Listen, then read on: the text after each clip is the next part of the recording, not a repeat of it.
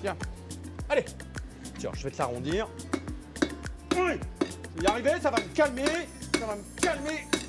Tiens, prends ça. Voilà. Bon, de toute façon, moi, ce qu'on m'a dit, c'est qu'il faut toujours battre le fer tant qu'il est chaud. Alors, c'est maintenant, en fait. Il est mort de rire, voilà.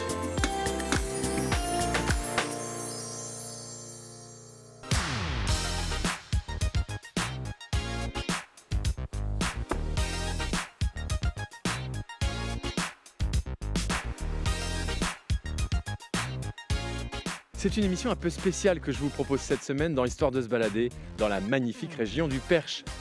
Une émission qui va partir à la découverte de métiers rares, presque oubliés, mais encore promis à un bel avenir. J'irai à la rencontre de Roland, forgeron d'art depuis 30 ans, qui nous racontera les coulisses de son métier passion. Puis ensuite, nous passerons la porte de Thierry, herboriste, qui concocte des remèdes à partir des plantes que l'on trouve un peu partout. Je rencontrerai Alexandre et Thomas, dont le métier est essentiel et très prisé en Normandie, maréchal ferrant. Voilà.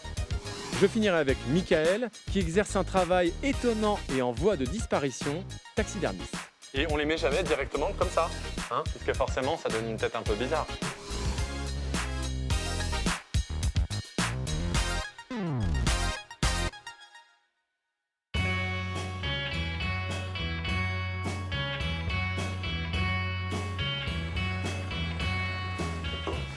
Qu'est-ce que c'est, Roland? Ah, vous allez peut-être pouvoir m'aider, madame, bonjour. Je cherche Roland, le forgeron. Roland Fornari? Oui. Alors, c'est juste à gauche, là, Ah, super. derrière. C'est votre voisin, quoi, en fait. Exact.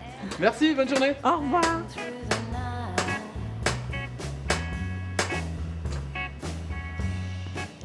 Bon, là, je suis dans le charmant village du Sap, en plein cœur du Perche. Et je vais retrouver Roland, qui est un des derniers forgerons d'art de France. Et il se trouve juste ici, en plein cœur de l'Orne. Normalement, il est ici. Roland? Oui, bonjour. Ah, Ça va? enchanté, Roland. C'est ici que tu travailles, alors? Oui, alors c'est l'atelier, c'est mon antre. Là, on arrive à la forge, donc le feu et la cuisine, en fait, du forgeron. Waouh, ça, c'est de l'enclume, hein? Ça, c'est les plus grosses enclumes qu'on a jamais fabriquées en France, c'est-à-dire une demi-tonne. D'accord, ok. Ça, c'est Je vais pas soulever une demi-tonne. C'est présomptueux. Et Donc alors on là travaille avec tout ce genre d'outils. Oh là là. Ce sont des outils de forme, hein. Ça, ce sont des outils de percussion frappée. Donc en fonction de ce qu'on a besoin, on va utiliser des outils différents. Est-ce que tu peux me montrer comment tu travailles? Du coup, il faut se rapprocher un peu, Ouais, un peu on du va, feu. Te montrer un peu maintenant Oui, il y a quelque chose là-dedans. Ça, c'est... un exercice. Est-ce qu'on t'a transmis ce savoir? Non, alors c'est des savoir-faire recomposés, c'est pas des savoir-faire transmis. Beaucoup de métiers après la redécouverte en fait de l'artisanat post-68 art. Il n'y a pas eu que le macramé, les sandales de cuir, etc. Il y a des gens qui se sont intéressés beaucoup plus loin dans la recomposition des métiers d'art. Ça veut dire que ce métier-là avait totalement disparu. Ce métier-là, tel que nous on le pratique, avait totalement disparu, oui. Et donc, il y a une recomposition, une reconstruction de ce métier à partir d'ouvrages littéraires, c'est ça? À travers les ouvrages littéraires, ce qui est resté dans les musées, quelques savoir-faire anciens de vieux papy qui avaient gardé quelques souvenirs. Donc il a fallu recomposer. Et donc moi je me suis juré qu'un jour je serais forgeron pour les châteaux. Le problème c'est qu'il n'y avait pas de parcours possible, de cursus. Donc T'as le fait circuit comment, alors d'apprentissage se trouvait dans les bibliothèques. Ça veut dire que tu es un autodidacte, en fait. C'est ça, au départ oui. Et puis après j'ai grappillé tout ce que j'ai pu.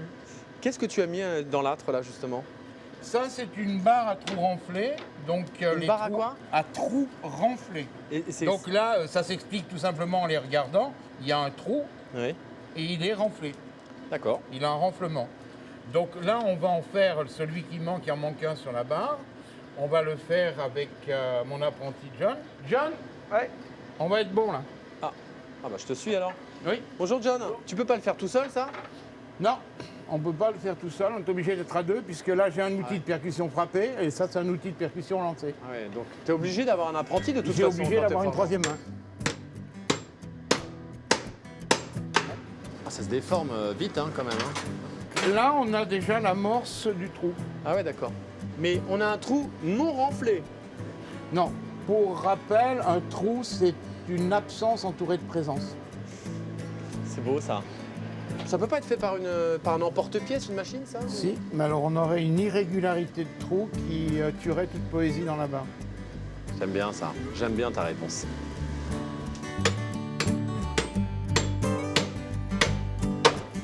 Tu t'es jamais pris un coup de marteau sur la main comme ça? Si, 2 fois on m'a cassé le pouce. J'ai un peu peur.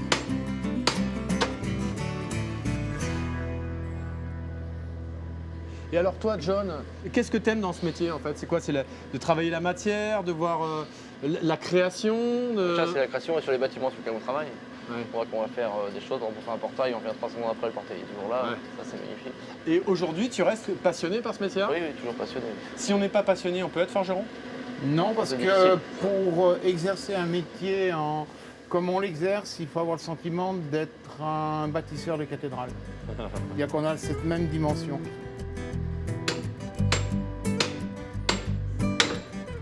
Ouais, bah voilà. C'est terminé. Ah oui, d'accord, Voilà, ok. maintenant le trou est terminé. Bon bah super, merci beaucoup Roland et merci John. J'ai vu qu'en fait c'est un métier qui se mérite quand même. Hein. Oui, Et comme tu dis, il faut rester humble dans ce métier-là. toujours. Bon, je pars du métal et je vais prendre un bol d'air. On va parler herboristerie et tout ça. Merci messieurs, hein. À bientôt. Allez, au revoir.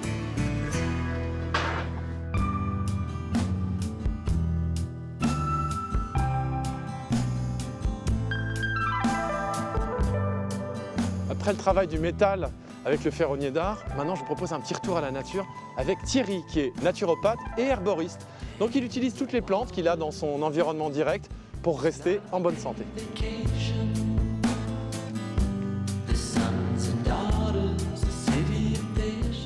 Ah, la cueillette a commencé. Thierry, Bonjour Vincent. ça va? Ça va et toi? Très bien, je suis très heureux de te rencontrer parce que ça m'intéresse beaucoup l'herboristerie. Mais j'ai du mal à définir les contours. C'est quoi exactement l'herboristerie? L'herboristerie, en fait, ça consiste à utiliser ce que nous donne la nature en termes de bienfaits végétaux, en fait. Et il y a énormément de plantes qui ont des vertus médicinales ou culinaires. Est-ce qu'on peut aller faire la cueillette, récupérer les plantes et voir ce qu'on peut en faire justement? Oui, tout à fait, tout à fait. Ouais. Bon, je vois qu'il y a un panier. Allez, je vais Ouais, prendre celui-là ouais, ouais. et on file, on va par, Je vais te par mettre là. la contribution, on va aller par là, ouais, tout à fait.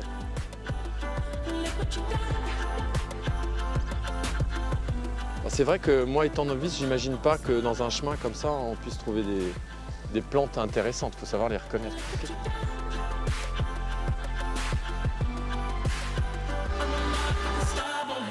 Il faut toujours avoir le regard qui se promène en fait pour repérer les plantes intéressantes. Sur un même endroit, il peut y avoir des plantes toxiques et des plantes médicinales en fait. Là, il y a des petites fleurs, par exemple. Alors Ça là- sert à quelque chose ou pas? Oui, ça oui, tout à fait. Là. C'est ce qu'on appelle une fleur pectorale, c'est-à-dire qu'elle sera expectorante. Expectorante, Ah, ça ouais. veut dire qu'elle va permettre de fluidifier les sécrétions bronchiques pour pouvoir les éliminer. Alors, pour nos téléspectateurs, la violette pour les affections pulmonaires. Allez, une petite dernière. Voilà. Ouais. Ah, Mais en c'est fait, est-ce qu'on peut tout trouver dans la nature pour se soigner? On peut quasiment tout trouver, effectivement, dans la nature. Lorsqu'on voit que même les animaux arrivent à se soigner par eux-mêmes, alors que on est censé être les animaux les plus évolués, intelligents, les plus évolués sur Terre, on s'aperçoit qu'on a Ouais. perdu un peu notre instinct ou même notre intuition, alors que toute cette science, elle est à portée de la main. Hein. Les molécules qu'on retrouve dans les médicaments, les cachets, les suppositoires, tout ce qu'on trouve, ça vient des plantes à la base, non? 60% encore des médicaments sont dérivés des plantes. C'est quand même beaucoup. Hein. Voilà, c'est ça que je cherche. Ça, c'est de l'aspérule odorante. L'aspérule, en fait, c'est une plante qui est très apaisante. On peut la mettre dans une tisane du soir hein, pour le sommeil, avec de la verveine, du tilleul. d'accord. Et d'autre part, elle est dépurative du foie et des reins. Voilà. Je montre ça à nos téléspectateurs. Regardez, mémorisez bien cette plante-là. L'aspérule odorante. La spérule odorante. Donc on a fait la cueillette. Est-ce que ça suffit pour aller justement travailler dans ton laboratoire et en extraire oui. quelque chose d'intéressant? Là, j'ai suffisamment d'aspérule pour pouvoir faire un vin médicinal.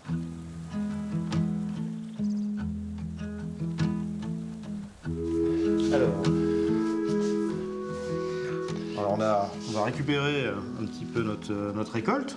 Donc la spérule, on va regarder combien j'ai. Donc ça c'est pour préparer ce qu'on appelle le vin de mai, hein, qui est une boisson du Nord notamment. Elle est très apaisante, mais c'est aussi un tonique du foie et des reins. Donc là on a ce qu'il faut en poids, on a 60 grammes à peu près d'aspérule fraîche. Là je vais rajouter 1 litre d'un bon vin. Et pourquoi on utilise du vin alors? En fait, le vin, l'alcool ou l'eau sont des solvants. Ah. Et ces solvants permettent d'extraire les principes actifs des plantes. Ah d'accord. On rajoute ensuite on 100 rajoute grammes du de sucre. Ouais. Voilà, je pense qu'on en a suffisamment.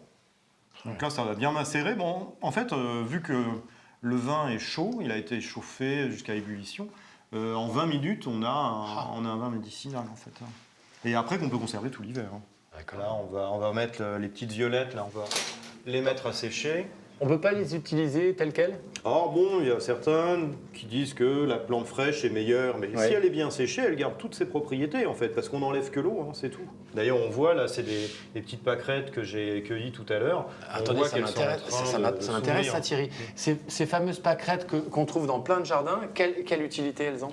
Alors, on en fait une huile, une huile de beauté, et on l'utilise comme huile raffermissante. En fait. Pour la peau? Pour la peau, et le buste en particulier, c'est un raffermissant du buste. Et laisser tomber les injections, pâquerettes, c'est mieux. Alors ça, on va faire quelque chose aussi de très simple. Oui. On va faire ce qu'on appelle une macération solaire. À température ambiante, il faut compter 3 bonnes semaines de macération. Quel conseil on peut donner aux téléspectateurs? C'est-à-dire qu'ils ont ce type de plantes dans leur jardin, des plantes communes. Est-ce qu'ils peuvent aller les cueillir et faire leur propre préparation? Il faut quand même pas mal de savoir pour pouvoir utiliser ces plantes à bon escient. Alors la menthe ou la lavande, on risque pas de se tromper. Ouais. Après, ça demande quand même un petit peu de connaissance, ça peut pas s'improviser comme ça.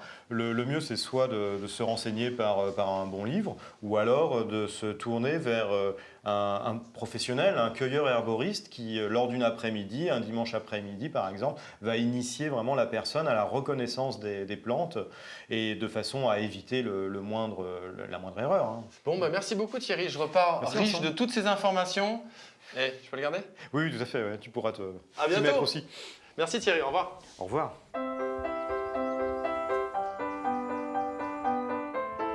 Allez, chouchou.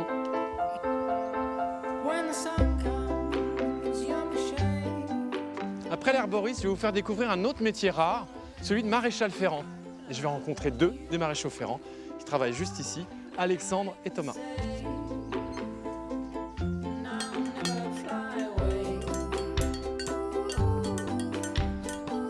Ah, il y a du bruit par là.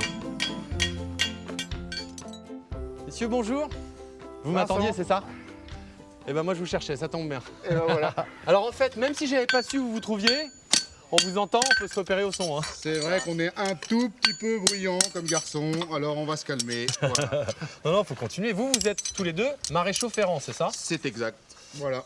Juste pour savoir, d'abord, le mot maréchal ferrant, ça vient d'où? Je pense, et ça j'en suis pas certain, que ça vient d'un grade militaire. Le maréchal ferrant ferrait les chevaux à l'armée. Et alors, toi, comment tu as commencé à être maréchal ferrant? Comment ça t'est venu en fait? Alors là, c'est la question, elle est un tout petit peu personnelle, mais je vais me forcer d'y répondre.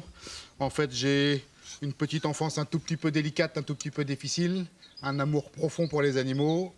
Il me fallait un métier physique où je puisse rentrer à la maison le soir et être vraiment fatigué. Je me suis pris de passion pour ce métier-là, une passion pour les animaux, pour les chevaux, et voilà, et je me vois pas faire autre chose. C'est pas possible pour moi. Et alors toi, Thomas, comment t'es venu à devenir maréchal ferrant? Comment Alors ça s'est moi, passé? j'ai été cavalier. Ah, d'accord. J'ai toujours été passionné de chevaux. Ça a toujours joué un rôle important dans ma vie, les chevaux. J'ai commencé un cursus classique où je suis parti dans une voie générale au début. Et j'ai rencontré Alexandre, donc ça fait déjà 6-7 ans, qui m'avait fait découvrir le métier. J'ai toujours côtoyé les chevaux, mais j'avais vraiment le sentiment, c'est assez bizarre à dire, mais d'avoir trouvé en quelque sorte ma place. Il y a la passion du cheval, il y a la passion du travail aussi, de l'acier, du métal, il y a un rapport... on aime cette matière? La matière, on l'aime puisqu'on la travaille. Le cheval, on l'aime. L'association des deux, on l'aime. Et le confort qu'on peut produire en mettant ça en œuvre, c'est génial. On va faire les chevaux? Allez, on y va. Alors, donc c'est ça le cheval à ferrer, c'est lui. Et voilà, c'est Lui ou elle? Lui, Randy Mile. Et pourquoi c'est important pour un cheval qui fait du sol obstacle de changer régulièrement les fers? Est-ce que c'est l'atterrissage Alors, qui... changer régulièrement les fers, ça, on n'est pas obligé de changer les fers. Par contre, on est obligé de retravailler sur le pied du cheval, qui est l'équivalent d'un ongle pour nous. Il pousse d'un centimètre et demi par mois, à peu près, dans dans la norme. Et ce qui fait que dedans, à l'intérieur, il y a des ligaments, des os et tout ça, et on peut créer des distensions et à la suite, si on n'est pas régulier, faire des entorses et voilà. Donc là, on va lui enlever le fer.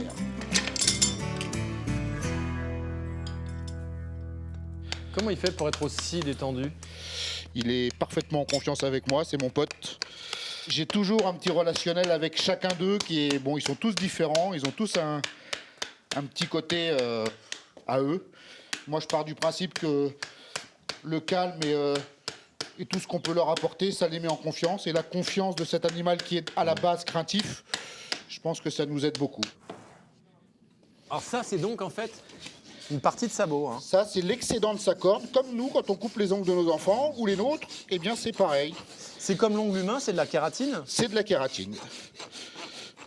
Alors, ça, c'est sa sole. Ouais, d'accord. Sur quoi il repose, c'est la chose à ne pas affaiblir.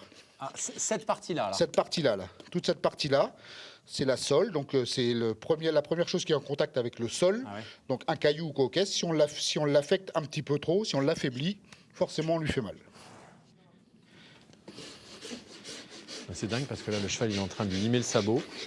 Il vient de retirer le fer, qui paraît être une opération, en tout cas en termes mécaniques, assez forte. Et alors, le cheval ne bouge pas. Il est d'un calme olympien. Ouais. Et puis, c'est la relation que tu as avec lui? C'est surtout, voilà, il y a une vraie relation de confiance. Il y a un cheval que j'affectionnais vraiment particulièrement, c'est le cheval d'Olivier Guillon qui s'appelait l'Ordre de Thèse. C'est un cheval que j'ai ferré. Vous voyez, ça me met presque un peu les larmes aux yeux, ce cheval-là, parce que c'était une sacrée histoire, ce cheval-là. Et c'est quoi, cette histoire? C'est un cheval que j'ai récupéré chez Olivier qui avait 6 ans. On l'a emmené jusqu'aux Jeux Olympiques. Enfin, Olivier, il l'a emmené jusqu'aux Jeux Olympiques. Il est quand même meilleur cheval français, c'est-à-dire 12e cheval français. Et c'était un cheval qui était quand même très compliqué par sa sensibilité. Et lui, il m'a donné ce que je pouvais espérer de plus. C'était génial. C'était une super complicité avec ce cheval-là. Il nous a quittés là, mais... Ouais, t'en gardes un souvenir ému. Ouais.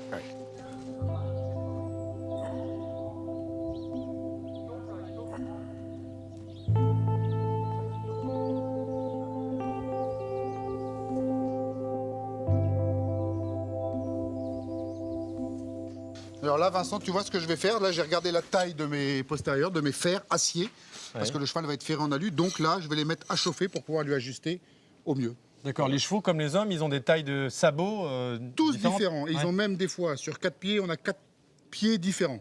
Ah ouais. Et d'où notre importance. Ah oui. Voilà, c'est pour ça que c'est pas la machine qui va nous remplacer demain.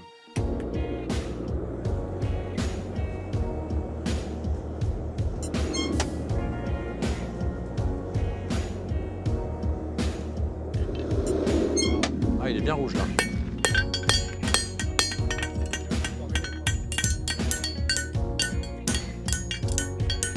Il est encore chaud le fer hein? Ah oui, là il est bien chaud. Chaud derrière, chaud. Chaud. On n'attend pas qu'il refroidisse en fait. Et voilà, et là je vais prendre l'empreinte de mon pied sur mon fer. Voilà, et là tu peux t'apercevoir que j'ai toute l'empreinte de mon pied. Donc là je vois que je suis un peu trop grand, il faut que je ferme. Là je vois que je suis un peu serré, il faut que j'ouvre un petit peu et on sera parfait. Et là, ces clous, ils sont en quoi? Alors ça c'est des clous qui sont revêtus d'un pellicule de cuivre, c'est antioxydant et antibactérien. Donc il n'aura pas le pied rouillé quoi. Donc il n'aura pas le pied rouillé. Et en fait la véritable étape s'appelle river le cheval.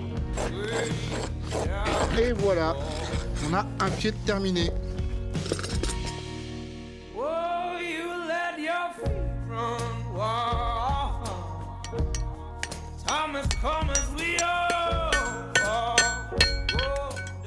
Bon, merci Alexandre. J'ai Vincent. appris plein de trucs sur le métier de maréchal ferrant. Faut avoir une bonne poigne de fer comme la tienne. Voilà. Et puis c'est un métier d'expérience. Regarde Vincent, un petit porte-bonheur quand même avant de partir. Ça c'est le fer du cheval qu'on a fait, il va te porter chance. Je le mets comme ça sur ma porte? Comme ça, Ok. les pinsons vers le ciel. Merci. Salut. À bientôt. Salut Thomas. Merci. Ça va me porter chance.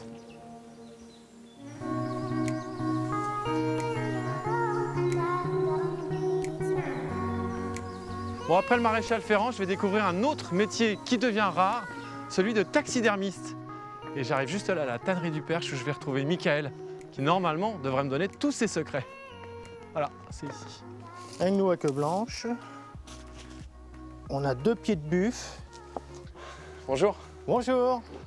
ça va Michael? Ça va, parfait. Bonjour, Vincent. vous allez bien? Oui, merci. Qu'est-ce que vous êtes en train de faire? On est en train d'énumérer la caisse qui vient d'arriver d'Afrique.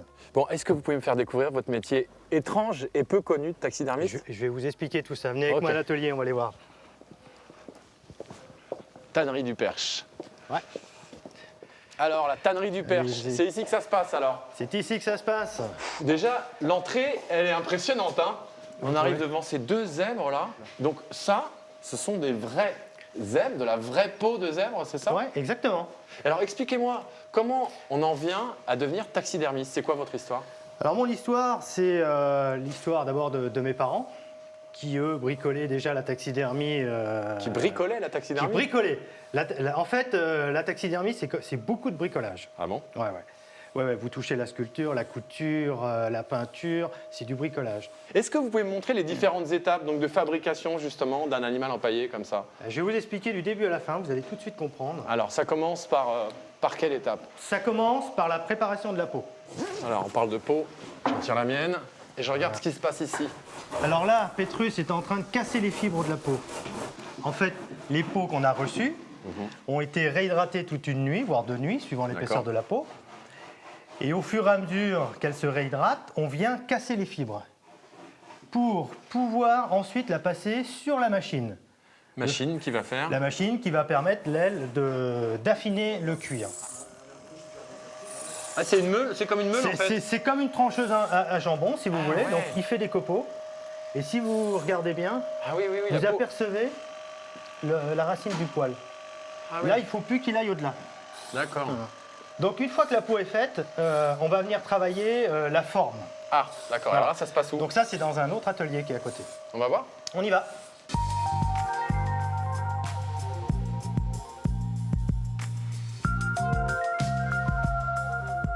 Qu'est-ce qu'on met à l'intérieur, c'est ça?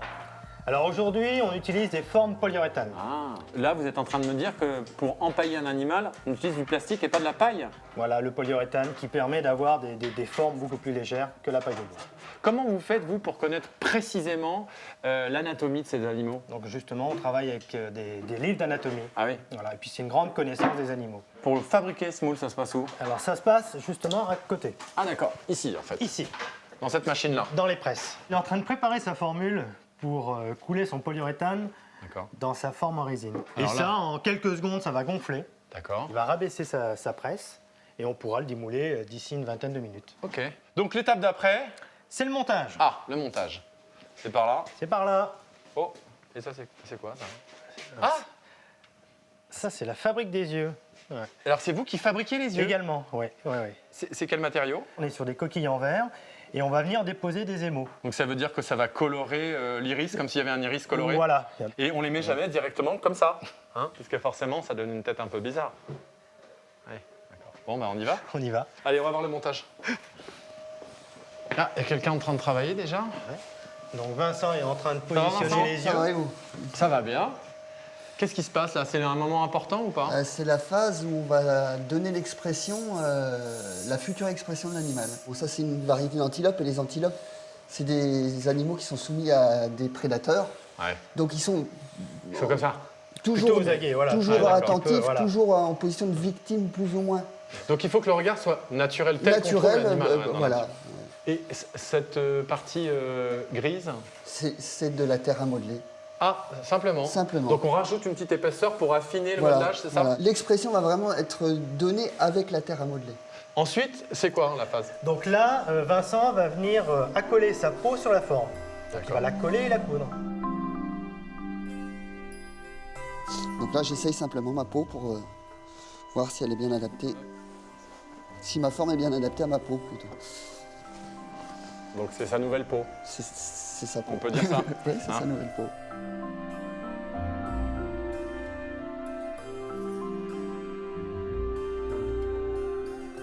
Alors donc là, il y a eu toutes les finitions qui ont été faites. On est venu appliquer du mastic autour de l'œil. D'accord. Ensuite, on est venu peindre avec un aérographe. Ah, Et ensuite, une petite couche de vernis. Et là, après, l'animal est fini. ils viennent d'où tous ces animaux? Donc, tous ces animaux viennent essentiellement d'Afrique, hein, qui ont été chassés sur place, prélevés sur place. Chaque pays a ses quotas. Il y a des comptages qui sont faits, donc on doit en prélever une certaine quantité. Mais vous avez quelle perception de l'animal? Quel attachement avec ces animaux? Est-ce que vous aimez les animaux déjà? On adore, nous, d'abord, pour faire un bon taxidermiste, il faut aimer les animaux. Merci Michael, j'ai appris plein de choses sur la taxidermie. Merci. J'espère que vous aussi vous avez apprécié cette émission. On vous a fait redécouvrir tous ces métiers rares et oubliés. Sachez que vous pouvez retrouver toutes les infos sur l'émission et évidemment le replay sur france3.fr. À tantôt. Allez, il clap per la télévision française. Donc toi, on va te mettre un marteau à ta taille. Je te tiens, tu me tiens par la barbichette. On voit plus grand chose, hein. Forcément. Le premier de nous deux qui rira aura une tapette. Je n'ai qu'un au revoir. Ouais, c'est pas drôle.